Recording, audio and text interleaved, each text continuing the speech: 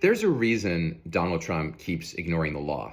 He's like any kid who learns that there are no consequences. He's going to keep doing whatever he feels like doing until he's got to pay the price. And he has enablers. Maybe the president's most significant enabler is the Attorney General, Pam Bondi. The Attorney General is supposed to be the chief law enforcement officer of the country. And that means he or she is supposed to stand above and away from partisan desires and focus on making sure the law gets followed. Instead, Pam Bondi's out there posting on social media about how great everything Donald Trump does, even when it's blatantly illegal. The illegality has gotten so extreme that the Supreme Court, including all three of the justices that he appointed in his first term, had to get up in the middle of the night to issue an order prohibiting him from continuing to deport Venezuelans to El Salvador. And he's still not stopping. There's actually an institution within the Department of Justice. It's called the Office of Legal Counsel, or the OLC for short. And for decades now, it has had the job of checking on everything the executive branch was going to do of any importance before they do it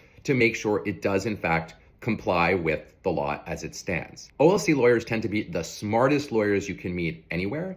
They're extremely nonpartisan, and they do a really good job of trying to analyze the legal issues and saying no to the president a meaningful amount of the time. Now, all that would spell disaster for Donald Trump's practice of just doing whatever he feels like.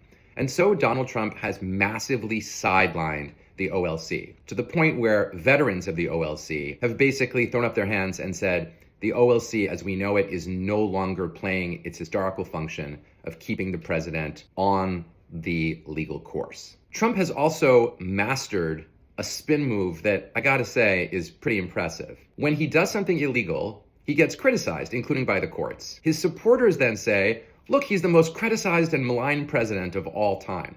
So he's actually turned his own ability to do something illegal into a reason for his sympathizers to support him more. The stakes are actually enormously high because in the end, the only thing that can make the president obey the law is fear that there will be some effect. And if he doesn't have that fear, he'll just keep breaking the law.